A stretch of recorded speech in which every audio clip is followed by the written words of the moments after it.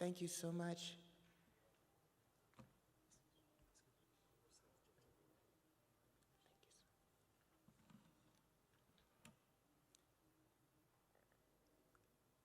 As a documentary, the pieces I Am, directed by Timothy Greenfield Saunders, is a valuable and indispensable resource for our toolboxes on Toni Morrison for its focus on her life as an author and editor. Prior to this biopic, her life story as a woman born in the still town of Lorain, Ohio on February 18th, 1931, and background as a writer had not been extensively examined on its own terms. Professor Morrison was long reluctant to authorize biographical books on her life, mainly because she preferred to keep the emphasis on the ideas in her writing, though Stephanie Lee has published the Lone biography. The Pieces I Am had Professor Morrison's blessing and draws on interviews with her. This powerful, beautiful, and captivating documentary is equally valuable because it draws on friends and colleagues who best knew her work, including distinguished figures such as Sonia Sanchez, Angela Davis, Walter Mosley, Paula Giddings, and Farah Jasmine Griffin. All of this makes it a groundbreaking, historic, and original production. It is among the most authoritative filmic engagements of her background available on screen. That she is now gone also makes it a powerful testament rife with vital and rare insights about the life she lived, her work, and her family, beginning with her early days in Ohio and continuing on to discuss her life as a Howard University student, teacher, her marriage to the architect Harold Morrison, and the role as the mother of their two sons. Always, Toni Morrison encouraged her audiences to pay attention to language, including its power and the meaning of words. She encouraged us to embrace and share our stories. Always, she is speaking to us, and we should treasure and make the most of everything she gave and now has left us with. This beautiful story that unfolds on screen is about the journey of one of the greatest writers in American history and indeed the world. It reminds us of where the U.S. has been as a nation in the past and of the importance and power of art for shaping better and brighter futures. It invites us to look, listen, and learn. In the early section, the film registers Morrison's memories of a young Black girlfriend who wanted blue eyes, an obsession of the protagonist named Pecola in Morrison's first novel, The Bluest Eye, so that this early encounter during childhood provided the germ and established foundations for the development of this project many years later. It is a memory that also mirrors aspects of the methodology through which Morrison developed projects from the Black Book, from the Black Book, in which she learned of the story Margaret Garner, to jazz, an outgrowth of work on the Harlem Book of the Dead on James Van Der Zee, while attesting to Morrison's inexhaustible imaginative abilities. The film also compellingly chronicles her growing awareness of racial differences and forms of racial stratification in years spanning her childhood, during which she began to notice responses to color differences in her family, to her years as a young adult woman attending Howard, where the differences in skin color ironically began to seem more pronounced and inflected and influenced dynamics within aspects of Black social life. Furthermore, the dynamic and diverse community in which she grew up in Lorain established foundations for her to boldly conceptualize and embrace the universality of Black identity rather than ideologies of its otherness and abjection. These aspects of the film register and reiterate Morrison's deconstructive approaches in thinking questions of race and otherness in her compelling critical work. For instance, in her 2009 novel, A Mercy,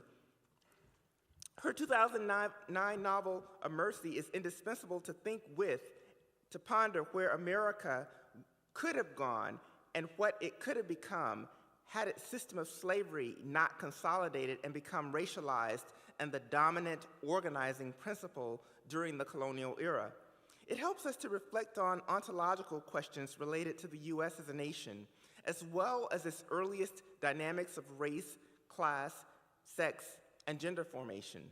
In her critical work, from Playing in the Dark and The Origin of Otherness to her body of novels, Toni Morrison is an author who has stood at the critical forefront in pondering the implications of white and black as identity categories, while challenging the persistence of racism, as illustrated by projects such as Recitative, a project that began to crystallize when post-structuralist critics were grappling with the concept of race.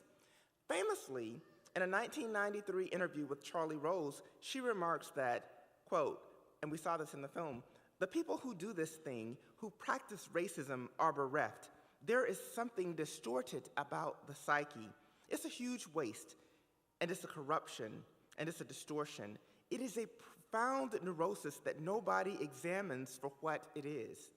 To be sure, in the wake of the insurrection on the U.S. Capitol in 2021, fueled by a resurgence and spread of white nativist ideologies under Donald Trump's presidency, the serious critical thinking and soul-searching about whiteness that she urges seems to be all the more urgent to do now without falling into the pitfall of recentering whiteness, as has been the case in whiteness studies in some instances. Indeed, not only is the epistemology on race that she advanced within her novel itinerary and critical writing, which often challenged everything that we think we know about it, including stereotypes, more useful than more contemporary notions of colorblindness, post-blackness, and the post-racial, but it is also, I suggest, crucially important and indispensable to think with and through in times like these. There's still more material from Morrison's relevant in framing the discussion of race and otherness in the origin and development of the U.S. as a nation.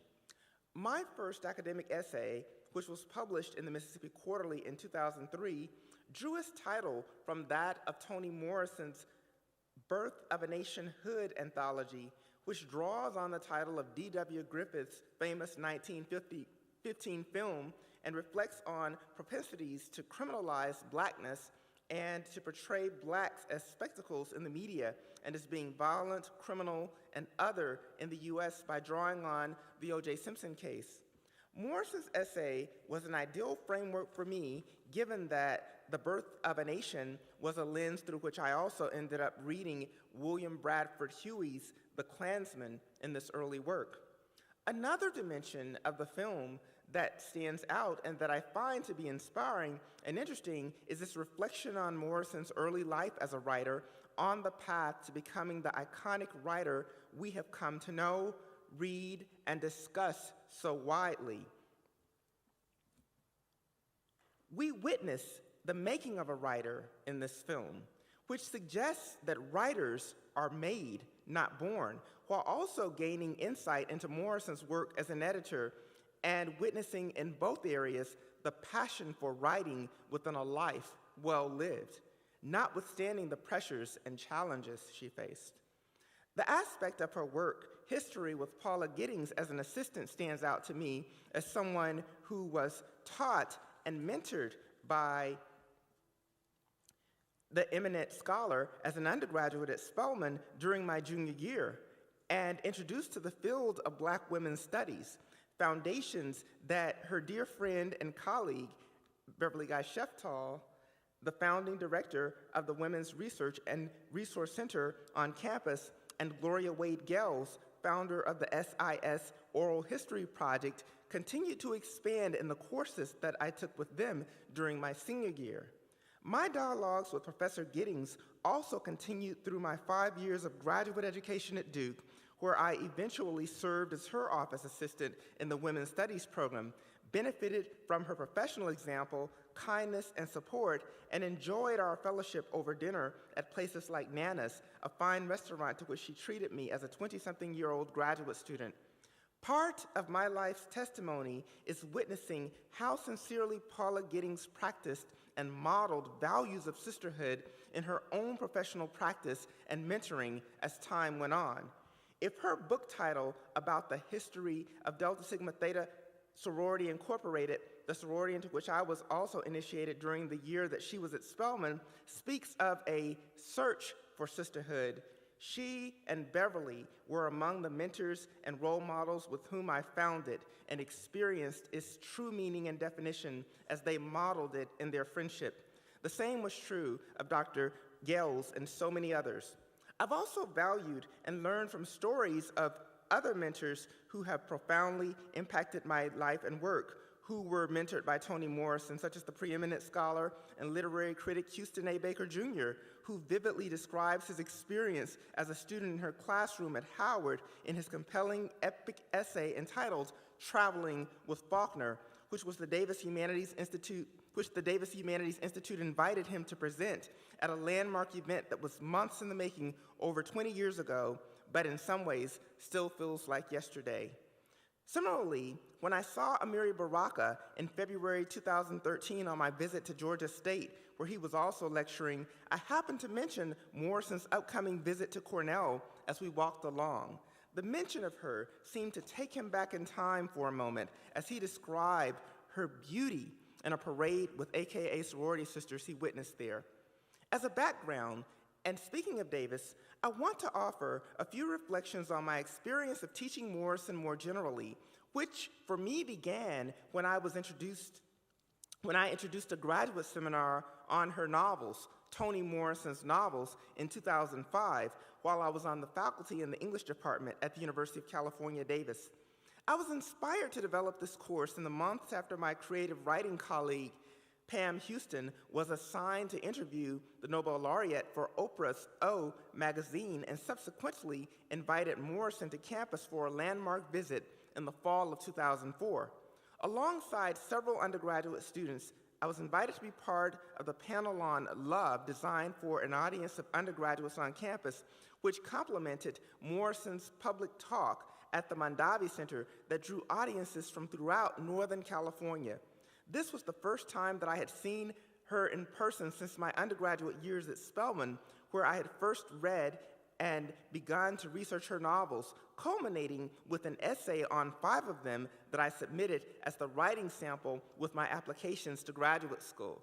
It's interesting that in the film she describes having wanted to write on race and Shakespeare and was denied that opportunity. My professor at Spelman, Dr. Donna Akiba Sullivan Harper, gave us the option of writing on the one book of an author, but I asked for special permission to write on all 5 of Toni Morrison's novels that were available by that time, and she granted me permission, so I'm thankful. The graduate seminar focused on her work that I introduced was enthusiastically received. In the summer of 2008, I followed up this inaugural version of the course by adapting it for high school teachers studying at the graduate level when I served as an instructor in the Breadloaf School of Teachers in the Breadloaf School of English in Asheville, North Carolina. This location also allowed me to arrange for my students, with support from my former professor from Spelman College, A.J. Billings-Leah, who was serving as the organization's vice president, to attend the biennial Toni Morrison Society Conference in Charleston, South Carolina, where my students, most of whom were not familiar with conferences and uncertain about what to expect, attended a day of the proceedings that included a luncheon that honored Morrison and authors who had recently published scholarship on her work, various panels, along with her public reading for A Mercy at the College of Charleston on the road to its publication. Indeed, from that point on, becoming an active member of the Toni Morrison Society, the premier professional organization for researching and studying the author, provided opportunities to meet and dialogue with some of the most outstanding scholars researching the author and helped me to refine my teaching on her, while providing context for me to present my research, as was the case at the conference that the organization sponsored at Spelman in 2013 on the occasion of the author's birthday, which is where I first met Morrison as a junior on the road to the publication of Jazz. When I was hired at Cornell in 2008, one of Morrison's alma maters, as a 1955 English MA, I introduced an undergraduate version of my course on the author in seminar format in my home department, the Africana Studies and Research Center, which mainly drew our students, along with students from the English department. I've typically offered it every other year.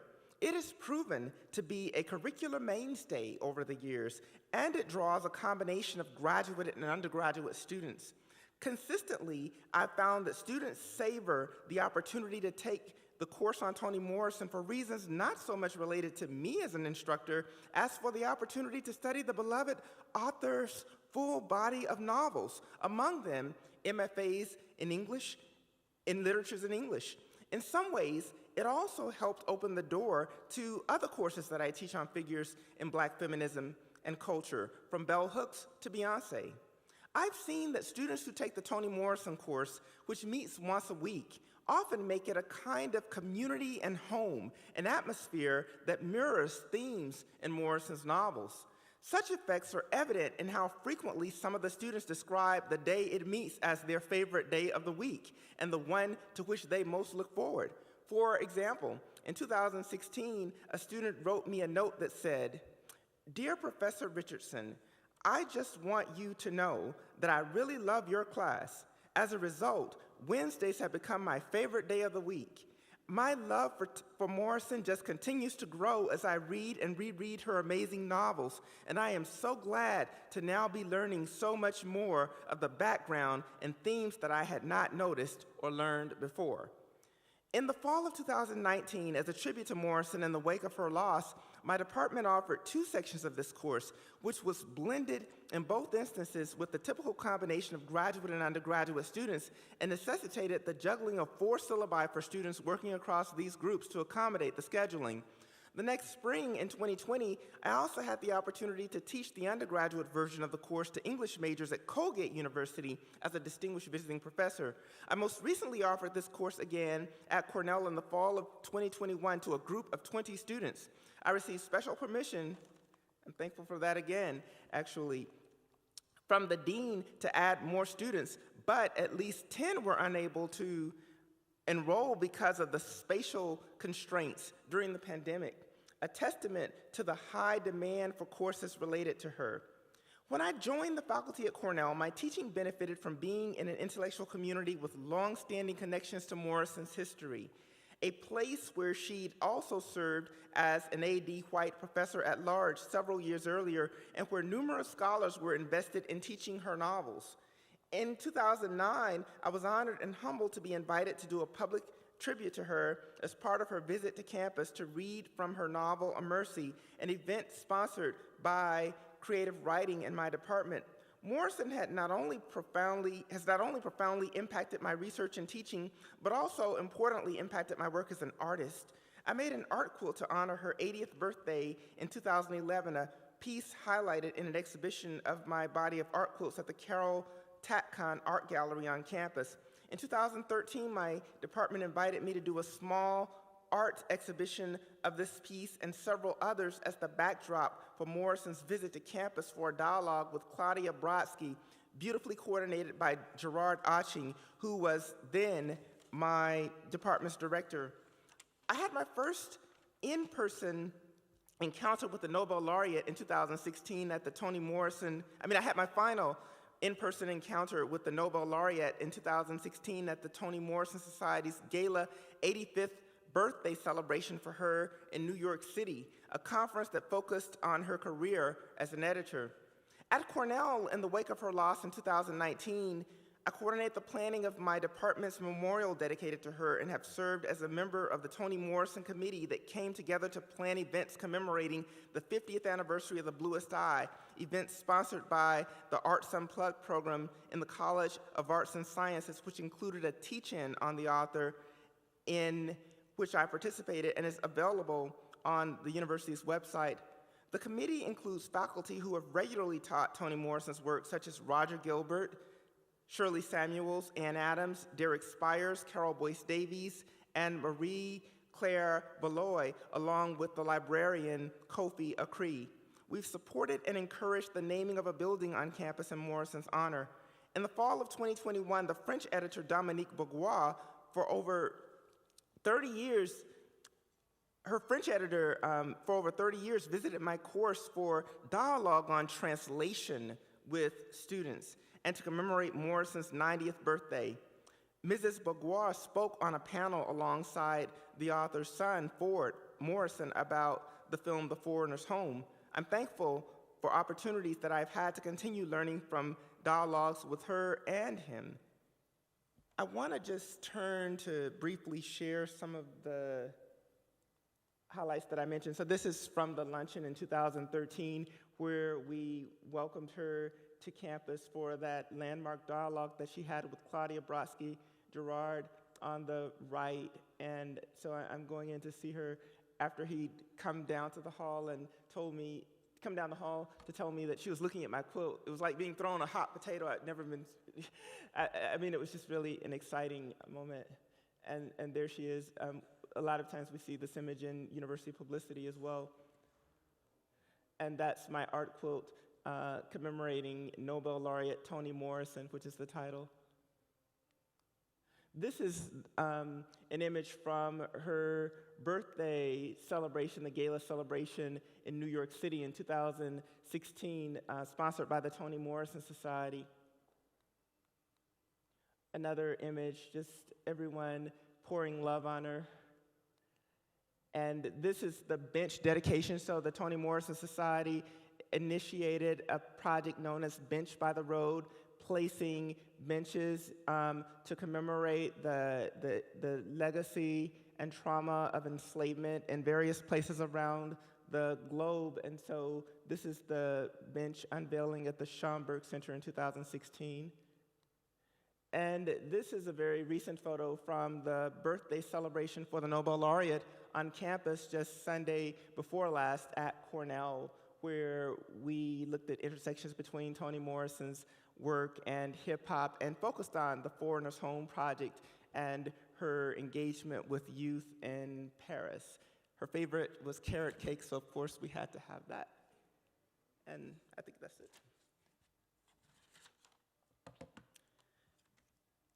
Morrison was a quintessential humanist, and over the years, her work has anchored some of the most outstanding programming in arts and sciences at Cornell, along with projects linked to community engagement, programming that also provides unique and dynamic teaching and learning opportunities for students. Just week before last, it was a pleasure to tape a podcast on A Mercy for Early American Literature alongside Angeline Mitchell and Michelle Haidt to follow up the panel on which we appeared at the conference last June and the journal issue featuring our forum on Morrison. This background makes me all the more excited to see the establishment of this new Toni Morrison Fellowship at the Africa Institute in her honor, which also attests to her impact on world literature and global thought. I extend my deepest thanks for the opportunity to be a part of this event and to its organizers. It is a blessing and honor to be here.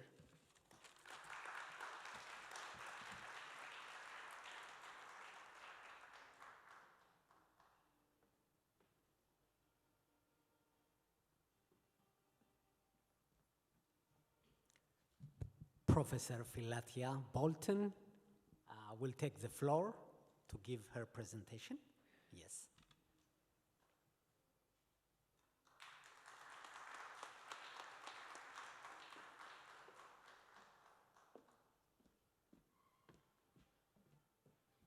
Thank you for the round of applause, and thank you to my colleague and Spelman sister, Rashay Richardson, for her presentation. My post-film reflection is in step a little bit with the idea of home, stranger, foreigner, and it continues this thought on what it's like to be a person of African descent in the U.S. who becomes globally recognized, who finds herself in contested spaces, even as she continues to be welcomed and embraced by multiple communities. So this is kind of the note on which I start this piece. Home, like the word love, is a deceptively simple concept. Among its varied meanings, it could be understood as a personal place of habitation or factored as a state of existence, an experience of belonging, more pointedly, regardless of whether one is abiding in their designated dwelling place. Home, the spatial and elemental, along with what it feels like to have home or be at home, is desired oftentimes because of the security and familiarity it may afford. Home, however, can be tenuous, often revealing itself to be in flux, transitory, even fleeting in nature. Every physical place that becomes home does not last over time, nor does such a place always belong in the same way to the people who once claimed it as their own. In one historical moment, a place where one belongs and is familiar can be home, and in the next moment, that same location can become alien. Toni Morrison, in the novel she titled Home, published in 2012, opens with an epigraph that reads, "Whose house is this? Whose night keeps out the light? In here? Say, who owns this house? It's not mine. I dreamed another sweeter, brighter, with a view of lakes crossed and painted boats, of fields wide as arms open for me. This house is strange. Its shadows lie. Say, tell me, why does this lock fit my key?" The novel, about a Korean War veteran named Frank struggling with post-traumatic stress disorder, finds himself traveling back home to Lotus, Georgia, a place he never wanted to return, to help his sister C, who is taken ill. Of the many thoughts provoked by the poem Morrison uses to set the tone for the novel is this idea of disorientation, of there being the vestiges of home, or perhaps maybe the suggestion of a home, but a home no more.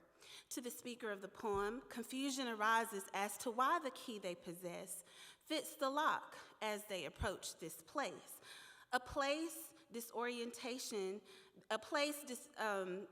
disorientation that is only deepened by the way Morrison chooses to characterize the locked building. Why does this lock fit my key?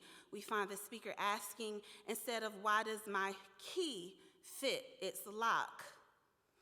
Attention to such nuance foreshadows a reading experience that suggests understanding home, or how one identifies what could be home, involves at once recognition of one's power and placement. Does one see oneself as primary and in possession of something that unlocks? Or is one overwhelmed by the circumstance of being locked out, privileging instead assumptions about lack of access, and consequentially becoming baffled by what one possesses in relation? Such considerations of home, inspired by one of Morrison's novels, opens this post-film reflection that I share with you, because inasmuch as The Pieces I Am offers a brilliant survey of the rich, multifaceted life Toni Morrison lived and why she became the literary titan she is, it also makes apparent that her arriving at such a location was not without challenge. Questions of belonging and access pervaded, typified by how Morrison was asked to label or categorize herself as a writer, and by the questions she received related to who and what she should privilege in her storytelling. The lock of mainstream American society fit her key, nevertheless, or should we say, her key fit the lock. For Morrison, both in what she offered by way of her fiction and through statements provided in interviews, claimed herself and the people she reflected as primary. Central to this work of empowerment and placement was Morrison's serious consideration of the governing consequences of the white gaze, which is to say, and I use the words of Morrison here, how one might, quote, wrestle with the habitual but self-conscious writing toward a non-Black reader that threatened and coded much of African-American literature in order to stretch and plume the imagination, end quote. She offers these words in a tribute to Chinua Achebe, published in her collection of selected works titled The Source of Self-Regard. Morrison points to African writers like Chinua Achebe and Bessie Head for helping her to locate a sovereign voice outside of the white gaze and outside of the Black protest tradition. Understanding the significance of this shift benefits from a consideration of the ways in which the emergence and impact of the white gaze traces back to the earliest relationship Black writers have had with readership. With the fugitive slave narrative being the first and dominating genre of literature for U.S. Black writers, white audiences became fixed as a powerful governing force, and protest became cemented as a prevailing purpose for storytelling. Earliest writers of African American descent in the U.S., with attention to audience, conceded certain nuances of individual expression to advance narratives they believed would compel their readership to action, particularly when considering the role slave narratives played in the abolitionist movement. Other genres of literature, such as the poetry of Francis E.W. Harper and the more direct in-message non-fiction pieces such as W.B. Du Bois' The Souls of Black Folk or Ida B. Wells' Barnett's Red Record, followed suit through employing narrative for socio-political action. Whether Black writers' target audience was in the North or the South, an abiding awareness of this white gaze factored into the creative process. It will not be until the 1920s Harlem Renaissance movement that strong resistance to this tradition would register as culturally significant, with Hurston among chief proponents who saw art as analogous to freedom and not as a means to acquire freedom. She situated herself opposite of critics such as Alain Locke and W.B. Du Bois, the latter who, in a speech later published titled Criteria of Negro Art in 1926, professed that all art was propaganda. Du Bois believed civil rights for African Americans could be acquired by shaping public perception of Black America through the arts. Dehumanizing caricatures of Black people used propagandistically during the Jim Crow era required an answer, according to Du Bois, and the talented among Black America could counter the effects of such imagery with their music, artwork, and literature. Hurston, along with Claude McKay, Langston Hughes, and other literary artists of the Harlem Renaissance resisted, however, having such rigid purposes of racial uplift with attention to white audiences being assigned to their art. As Hughes pointedly argues in The Negro Artist and the Racial Mountain, quote, "We younger Negro artists who create now intend to express our individual dark-skinned selves without fear or shame. If white people are pleased, we are glad. If they are not, it doesn't matter. If colored people are pleased, we are glad. If they are not, their displeasure doesn't matter either. We build our temples for tomorrow, strong as we know how, and we stand on top of the mountain, free within ourselves," end quote. There is a certain kind of freedom that accompanies being at home, where one does not feel compelled to qualify or explain oneself. Such posture historically has eluded many people of African descent, often relegated to hyphenated histories, the margins of societies, or the edges of town, to allude to the story Morrison opens her Nobel lecture with that features a blind, wise woman confronted by youth who question her gifts and her location. Yet, to possess a key and resist disorientation by one's location is to imagine the possibilities of freedom and a home that can be realized without boundary. Morrison discovered this through a consideration of African writers where she, even though multi-generationally disconnected from her African roots, mother tongue, and country, could find a way to be fully American and fully African in a newer, nuanced orientation. In her interview with Christina Davis on the occasion of the 30th anniversary of the first International Conference of Black Writers and Artists, Morrison says, quote, "So much of what is true about Afro-Americans is not only African, but the American. We are very much that, and trying to separate those things out can be very difficult. If you want to separate them out, we are a brand new human being in this country," end quote. This house is strange. Its shadows lie. Say, tell me, why does this lock fit my key? In returning to language from the epigraph for home, one may consider then that experiences of displacement, certain kinds of historical and cultural erasures, and disorientation due to the fragmenting effects of enslavement and colonization can defamiliarize home and require a reconstitution of self that affords new possibilities of placement and belonging. Morrison was able to reimagine herself. Sonia Sanchez said, don't reinvent, reimagine, right? She was able to reimagine herself and Black readership through finding a figurative language and a sense of belonging among select African writers. From that place of recognition, that point of departure, she sharpened a global awareness of what it means to situate oneself among writers with sovereign dispositions for storytelling, writers who write from their specific locations for people similarly located without believing that doing so would prove exclusionary. An inward gaze, a gaze that turns away from attending the white gaze, becomes a questioning, dismantling gaze.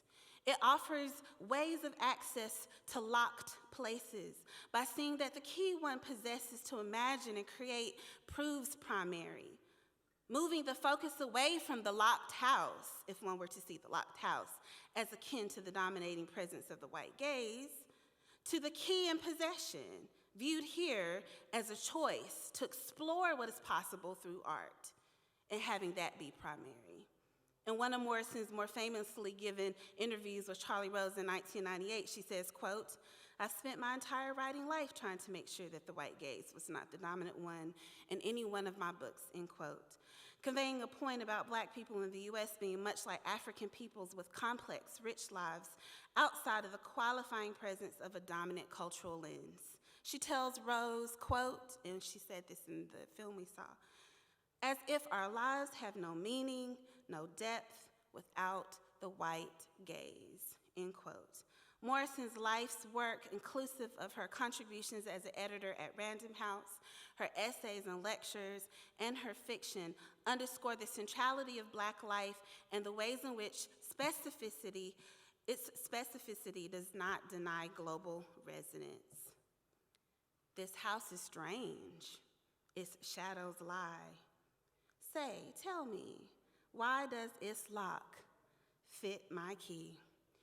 This part of the epigraph that has become a guiding inspiration for my post-film reflection sounds like a rearticulation of what Morrison has said has been her standing at the margins, writing from that location and welcoming anyone to join her there. To find the familiar and specific stories of Black people provided by someone like a writer such as Morrison, when one does not share that same sociocultural context, can also be a different kind of disorientation, particularly if one comes from a majority culture. Say, tell me, why does this lock fit my key? I've had diverse white students fall into reading Morrison in ways that Black students have often been conditioned to read white canonical authors, which is to say, to find unquestioned points of relevance and relatability. Silent personal stories underneath the surface play against the stories they confront in Morrison's novels. Not necessarily looking for the universal or for points of connection, they find them. One of my students, in the context of a seminar that was smaller in number, shared about the accuracy with which Morrison represented trauma in Beloved. If memory serves me correctly, My student began with a trail of questions before she provided her explicit point of analysis, and she said something like, how does she do that? How was she able to get into the mind of someone who has experienced violence like that, to know how their mind works? It's just like that. Trying hard not to remember by focusing on every detail that isn't the thing that caused you pain, to only have that memory of it unexpectedly and violently interrupt. And this is what my student was saying, right? She was recalling a scene in the novel that describes Seth, quote, working hard to remember as close to nothing as was safe, end quote, as she hurried through a field to a water pump to wash the sap from her legs. Seth's efforts to obsess over the smallest, seemingly most trivial details as she washes, and efforts, right, not to remember the horrors of Sweet Home were not effective because images of Sweet Home began to roll out in front of her and arrest her memory. And despite her greatest efforts, she began to remember because of the trauma. As my student spoke on the accuracy of Morrison's depiction of the intrusive nature of trauma, my student's body language shifted a bit. She seemed to have been visibly shaken by the clarity with which Morrison represented the character's failed attempts at avoidance. Reading Morrison became more than an intellectual exercise, more than a voyeuristic experience had through Black literature for this person. Handling a formerly enslaved woman's story became a different kind of journey into storytelling due to what Morrison's specific rendering unlocked about depictions of certain types of violence and its aftermath. This house is strange. Say, tell me, why does this lock fit my key? Another student from a separate Toni Morrison seminar responded strongly to Baby Suggs' sermon in the clearing. He was compelled by its language, specifically the reimagining of the fragmented pieces of self that constituted the despised enslaved person, now refashioned into one flesh that is loved, sacred, and spirit. Picking up on what Morrison has acknowledged is the oral quality of her fiction, as she writes with attention to how one might hear the story being read, this student told us that he had to stop reading silently. He was at a coffee house at the time, and he decided to call a friend and to share the passage. You have to hear this, he told her. And he shared this story with us in class. And I asked him, I said, do you want to read aloud the passage that includes Baby Suggs' sermon? He said, yes. And without hesitation, he walked to the front of the room, stood before us all, and shared her words from the clearing. It has been a few years since this student took the Toni Morrison seminar with me, and he is now a PhD candidate in the Graduate Division of Religion at a university in the South.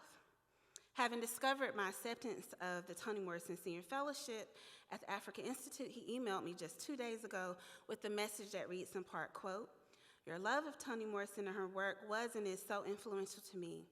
Just this month, my daughter and I made a poster about Toni Morrison as part of her daycare's celebration of Black History Month, end quote. He went on to explain that because his daughter was so young, he primarily was the one to make the poster, but he wanted me to know that his engagement with Morrison has continued. This house is strange. Say, tell me, why does this lock fit my key? Whether it looks like the moving from a state of disorientation due to the controlling influence of the white gaze to find a sovereign voice and freedom through art, or whether it be discovering that what has been historically characterized as the experiences of marginalized people are experiences that are resonating with your own, contending with what one determines to be locked houses and keys becomes of consequence for the power and reach of Toni Morrison's storytelling. The piece As I Am ends with Morrison reflecting on visiting a festival with an immersive quality.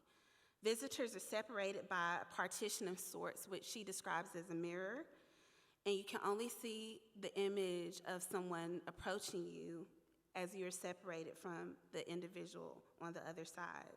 And you can see their hand coming towards you as your hand goes towards them.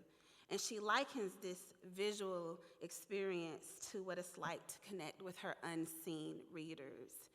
So I end my post-reflection with a series of questions. Who is on the other side of what isn't a door, that isn't really locked? How has Toni Morrison's storytelling become a key? And are we in possession? Thank you.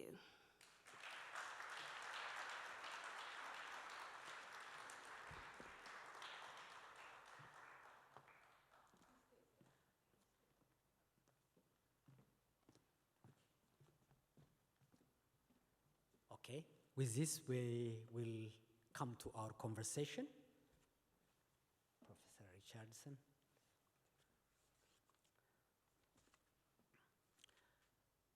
I'm not only the MC of this event, I'm going to be a moderator, so bear with me. Okay.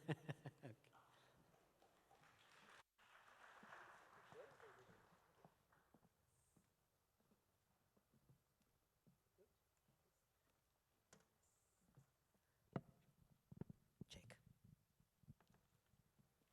Wow, wonderful presentations.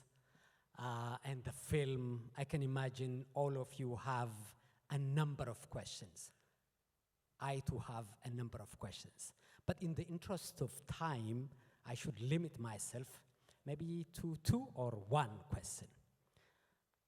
My first question would be about the carrot cake, the kind of presents that she enjoys. But I mean it, you know, the kind of life that she lived in and around Howard University, at Random House. That would be fascinating, but that would be for another time.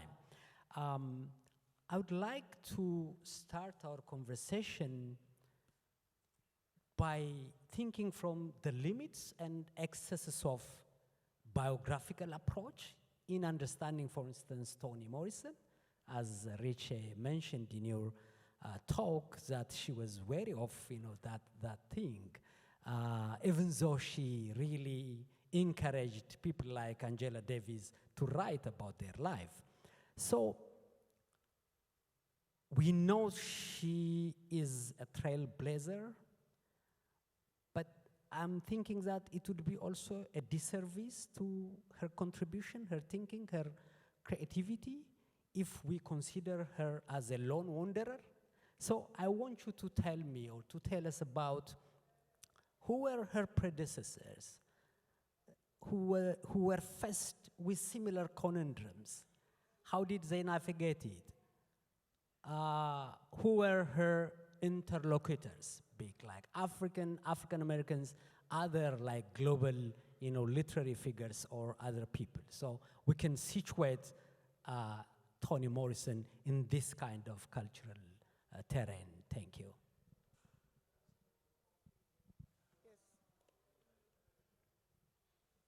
Yes, I think this is a really fascinating question because it gets at a lot of the critical concerns and questions that have been raised over time about authorship and the relationship of the author to the written word, to the works that they produce. And Toni Morrison has definitely been one of those writers who posed very unique and even provocative challenges to her audiences and really encouraged them to do the work of reading, and was very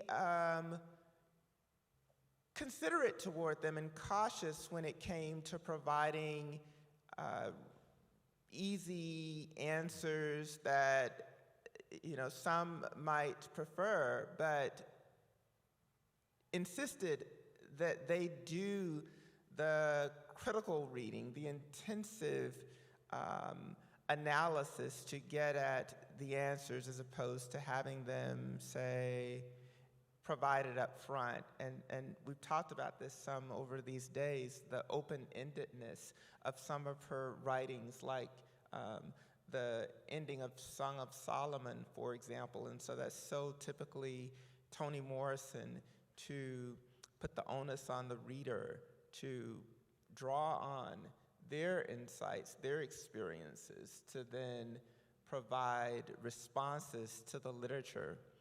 And so she ever decentered herself and emphasized the work and encouraged her audiences to keep the focus on it.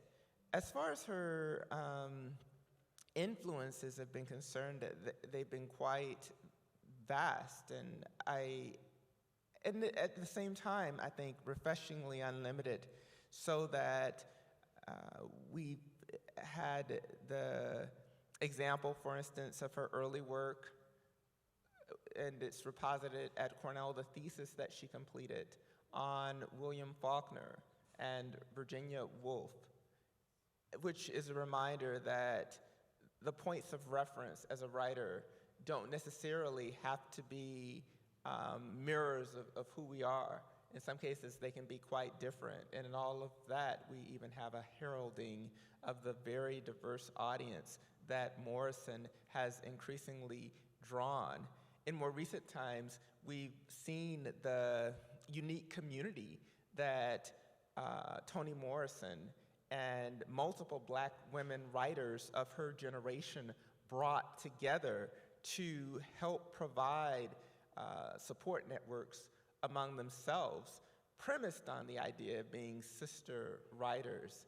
And I think that, her status within the Black women's literary renaissance of the 1970s was very influential and definitely made a lasting impact that helped to broaden and open up the world of writing, but then also very importantly advanced the practice of literary criticism and set the bar high as far as writing and producing it.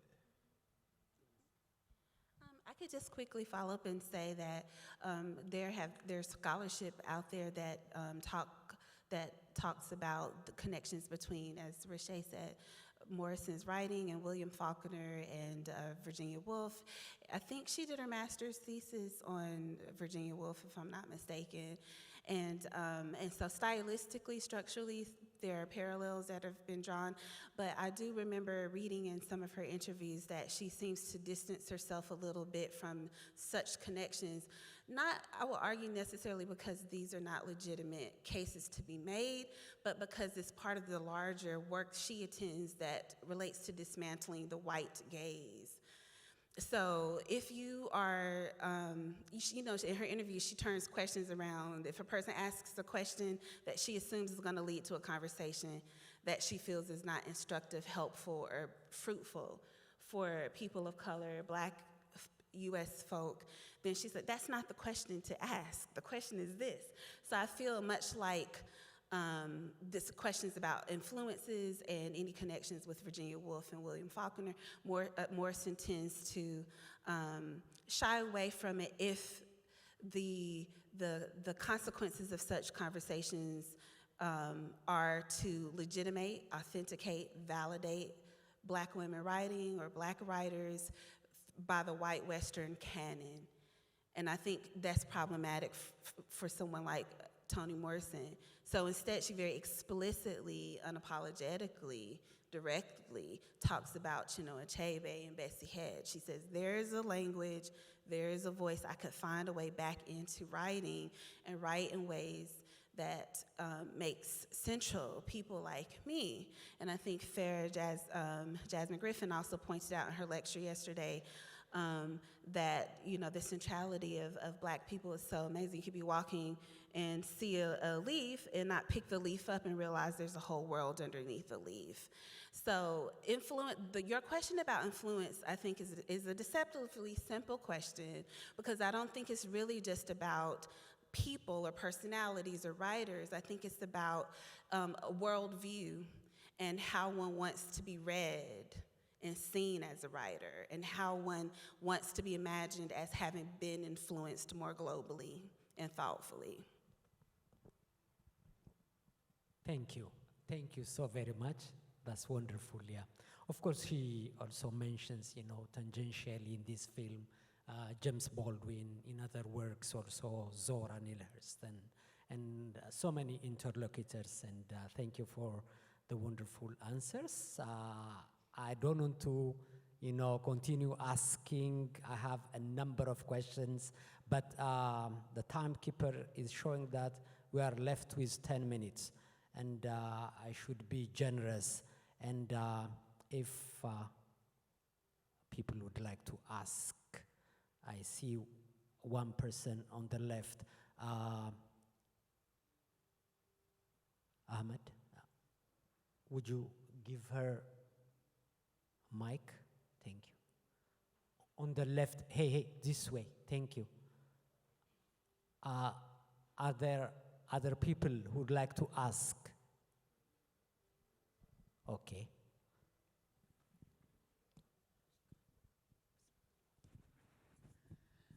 Hello, how are you? Thank you for the lectures. Thank you for coming. It was just so inspiring and so thought-provoking. And when Philathea were talking about the key and the lock, I thought about African-American community as not being a key or a lock, but being locked into the borders of American culture, where they kind of can't escape the kind of notions of what they are. And Toni Morrison tries to break that up in her ways. And the other thing, when you talked about the slave narrative and the pushback against slavery and things like that, I also thought about Phyllis Wheatley and one of her poems when she addresses directly George Washington as he becomes the first president of the United States, and telling him to release these black souls from slavery. So those were my two thoughts, or questions, I guess.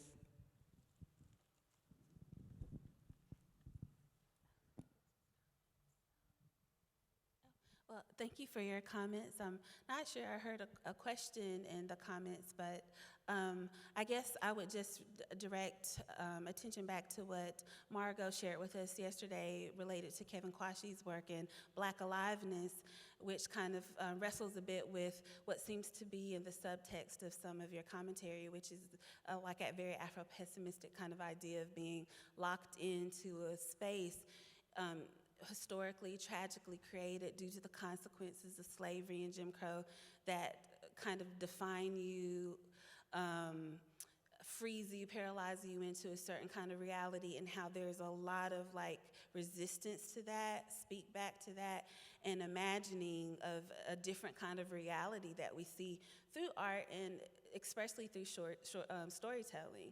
And I think the legacy of someone like a Toni Morrison, a Zora Neale Hurston, a James Baldwin, is that by releasing oneself from the, like she said in The Pieces I Am, the little man on your shoulder that is policing your art and your words, by releasing yourself from that and writing what you want for people within your world, you are able to show that you are not locked in the way in which you might be imagined to be by the master narrative. Not that the violences and the things that have occurred historically are not consequential, but that they have not tragically defined you and locked you into ways that people might have imagined they have through the white gaze, or outside of the space in which you create and imagine yourself that rejects and offers something else that's very different from what is shown as completely and fully tragic. So.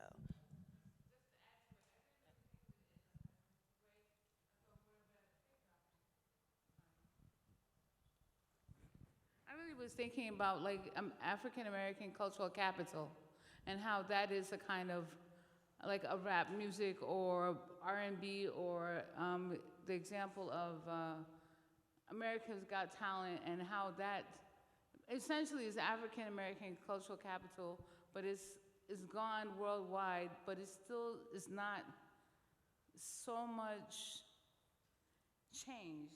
You know what I'm saying?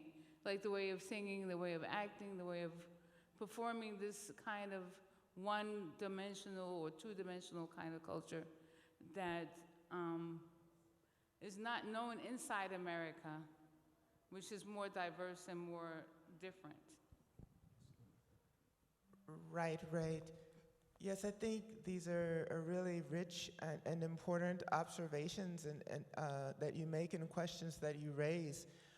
One thing about the beauty and brilliance in Toni Morrison's work is that it was very affirming of communities on the one hand and framed them as a site and source of empowerment, and at the same time her narrative perspectives often leveled criticism at communities for certain forms of provincialism and insularity that could also entail violence in some cases. I mean, the bottom in Sula is a quintessential illustration of a community, in some cases, that had a distinct history, but was also limited by its stereotypes and superstitions. And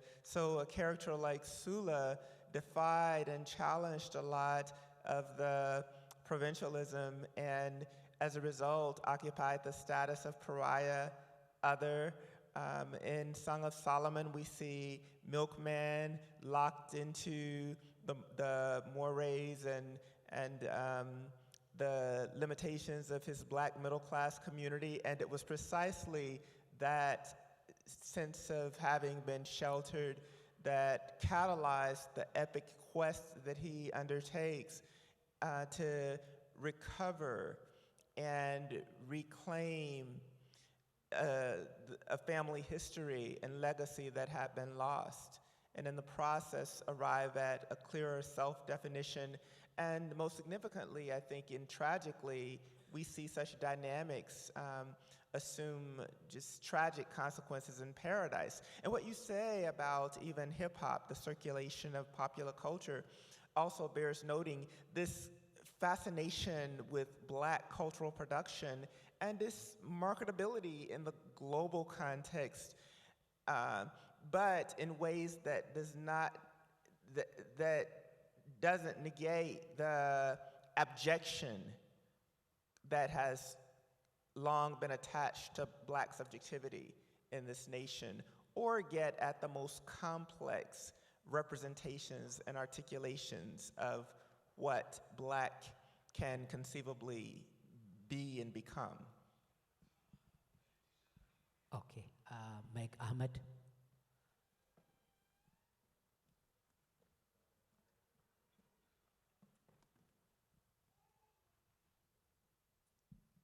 Thank you. It was really particularly wonderful to hear from both of you about your experiences of teaching Toni Morrison in the classroom. And I wanted to ask you both about that. I think as a teacher of literature, I've always envied those who are able to have whole classes on one author. It seems like a particularly rich place to explore someone's work. And I wondered if either of you have taught her in the context of other classes where she was in conversation within the classroom with other authors, other works, and maybe reflect on the difference, how your students are receiving her, the kinds of discussions that happen in a class that's entirely dedicated to her life work versus one that is reading her in conversation with other authors.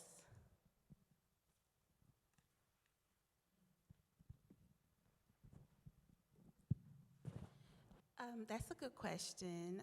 I've taught like her short story.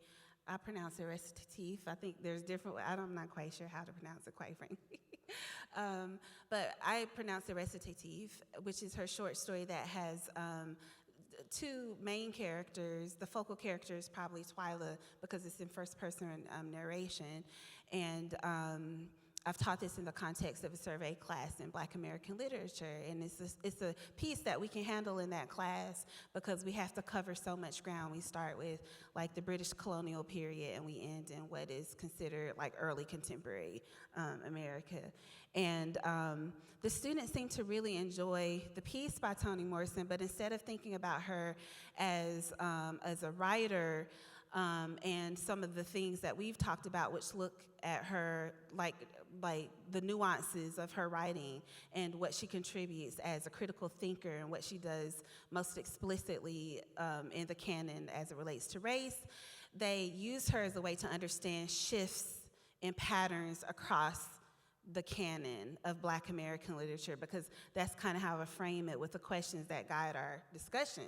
So you go from like the protest tradition to, you know, the Harlem Renaissance, and then you look at like a more interior oral kind of a reach back to the folk tales where you have enslaved people doing spirituals, folks tales, they're speaking to themselves, creating with themselves. You have a resurgence of that with the Black arts where there's a turn away from the white gaze, and you have Nika Giovanni, Sonia Sanchez, Mary Baraka producing things.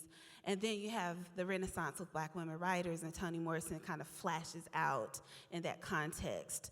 So it's almost like she becomes instructive and is like a tool as opposed to an artist, a Black writer that they can sit with deeply and understand. But she also works theoretically because recitative really does play around a lot with race by challenging what is thought about as it relates to race within the U.S. context. They're thinking about class, how race is enmeshed with class.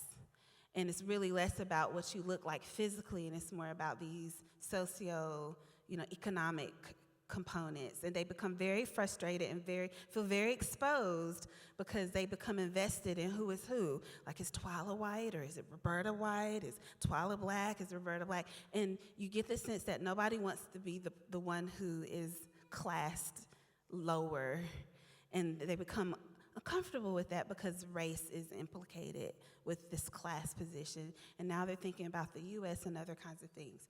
So meeting Toni Morrison in that context, she's almost like a theorist as opposed to a short story writer or a novelist. In the seminar class, it's just wide open for reading her and just becoming very intimately acquainted with her as a creative writer.